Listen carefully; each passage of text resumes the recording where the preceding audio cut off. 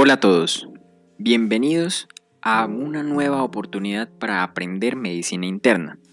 Hoy vamos a analizar un capítulo de Harrison, la Biblia del internista. Y he escogido el primer episodio para hablar de un tema cardinal, de un síntoma cardinal en medicina interna. Y es tan importante que no solamente en medicina interna es importante, sino también para los médicos generales, para las otras especialidades, porque se puede presentar en cualquier escenario. Estamos hablando nada menos y nada más que de la fiebre. Entonces vamos a analizar el capítulo 15 de Harrison, fiebre.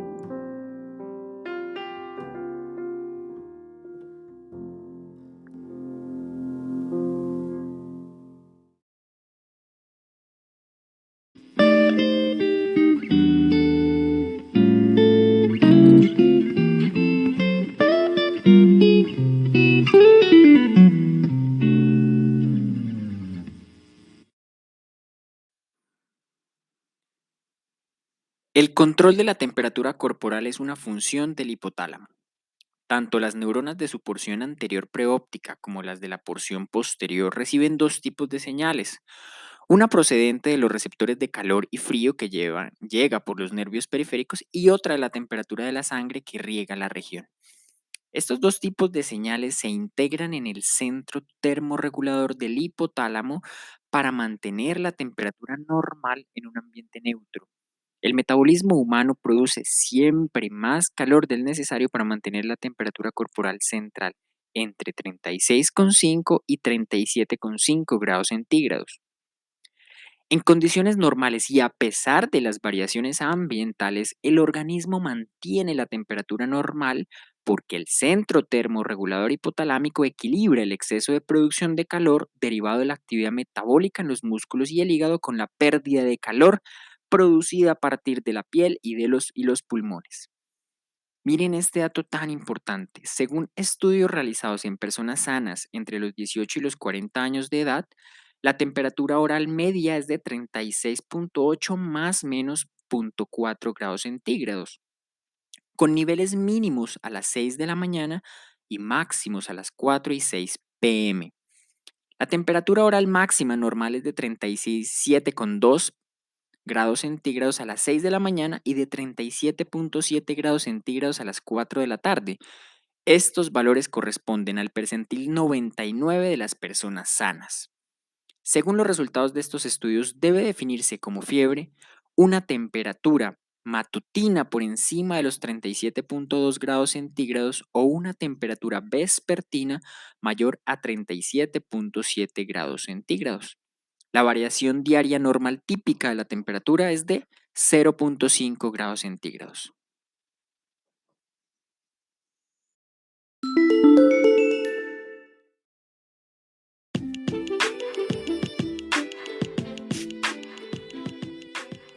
Vean por qué les digo que con Harrison siempre se aprende.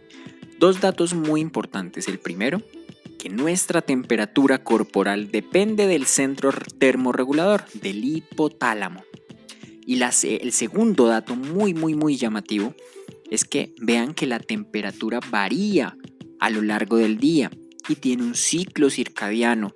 Y eso es algo que a veces no tenemos en cuenta y hablamos de fiebre quizás sin tener en cuenta a qué hora se tomó esa temperatura. Y vemos que Harrison nos dice, ojo, si es importante, si es en la mañana o si es en la tarde.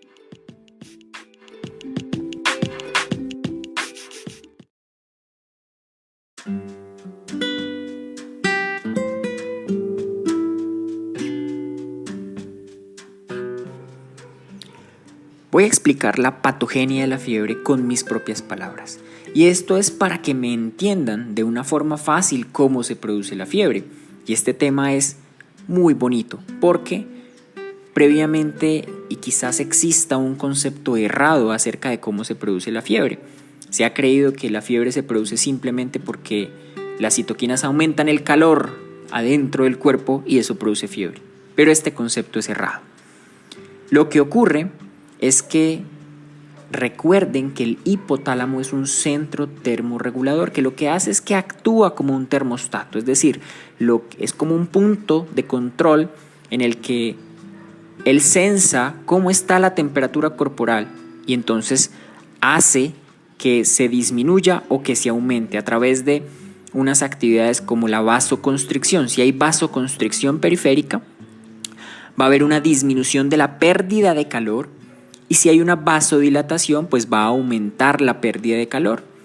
Igualmente ocurre, por ejemplo, cuando el hipotálamo sensa que el cuerpo está frío, produce escalofríos, contracción muscular, producción de calor.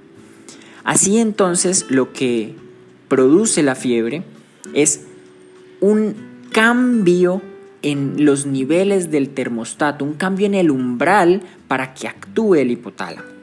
Entonces, básicamente, podemos decir que inicia con una noxa, que puede ser una infección, una toxina microbiana o alguna otra causa que produzca como tal la activación de los monocitos, de los macrófagos, para que produzcan algo que se llama citoquinas pirógenas, que puede ser la interleuquina 1, la interleuquina 6, el factor de necrosis tumoral, el interferón. Y esto lo que hace es que va al endotelio del hipotálamo y va a producir la síntesis de prostaglandina E2. Pero esa prostaglandina E2 también se produce de manera periférica, que también miren que esta prostaglandina E2 es la que se ha demostrado que es la responsable de las mialgias y de las artralgias que nos produce la fiebre. Entonces ese aumento de la síntesis de la prostaglandina E2 en el hipotálamo estimula el AMP cíclico de las células gliales, y esto aumenta el termostato, aumenta el umbral del hipotálamo, haciendo que entonces la temperatura normal, el hipotálamo la sense como hipotermia, como baja. Y en ese momento entonces inician los cambios corporales para aumentar el calor del cuerpo, como por ejemplo la vasoconstricción periférica para disminuir la pérdida de calor. Por ejemplo, los escalofríos para aumentar la producción de calor a través de la contracción muscular. Esta es entonces básicamente la patogenia de la fiebre.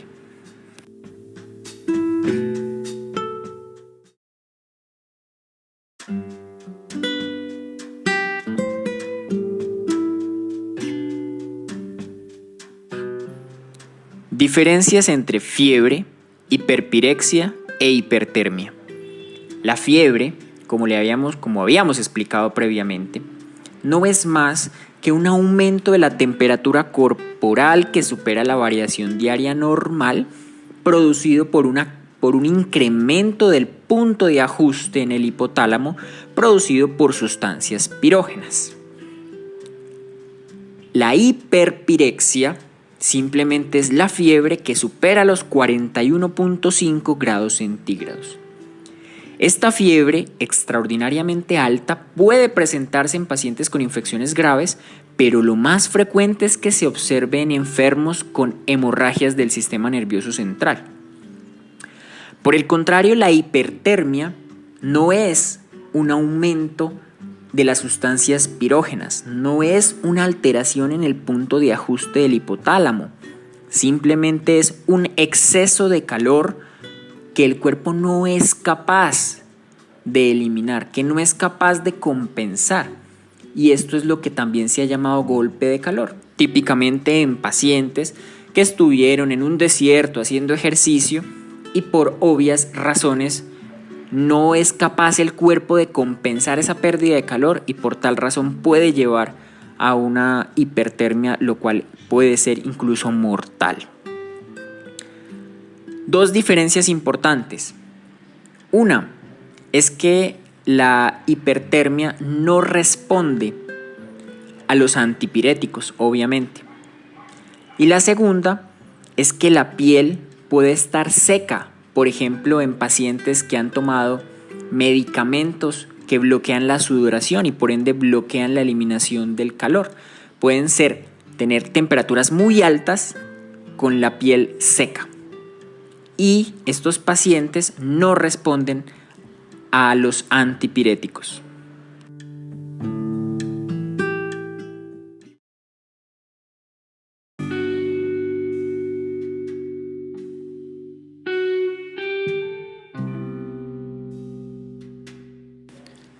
Vamos a concluir este capítulo con unos datos muy importantes que nos dan en la parte final del capítulo.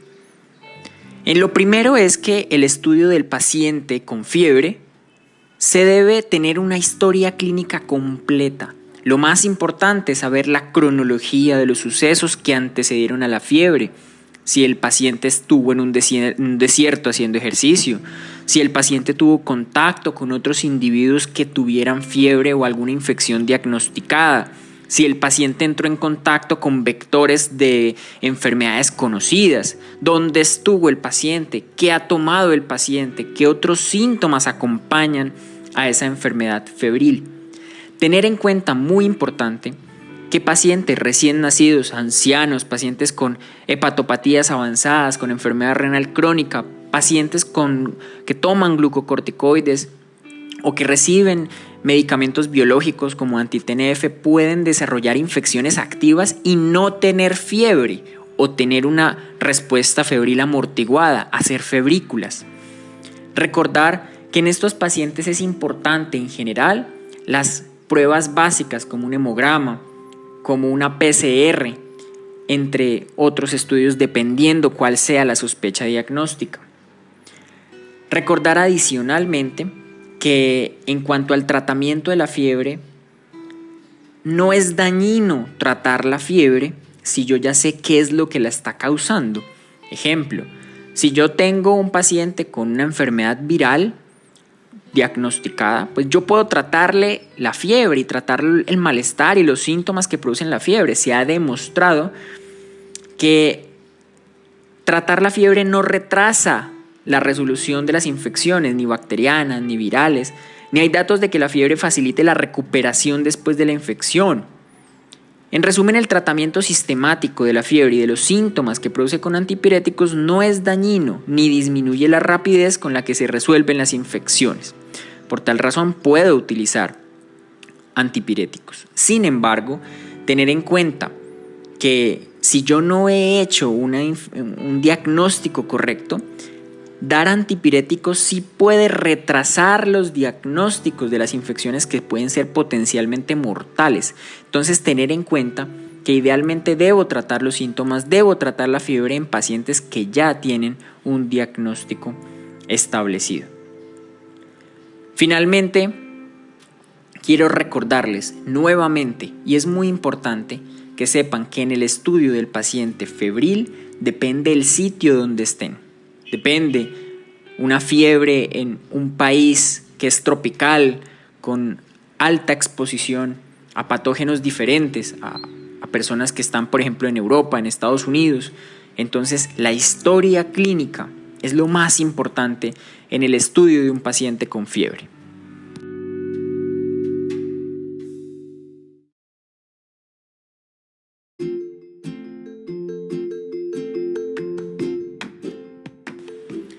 Hemos llegado al final de nuestro primer episodio, nuestro primer podcast sobre libros en medicina interna, sobre capítulos de los libros más importantes en medicina interna.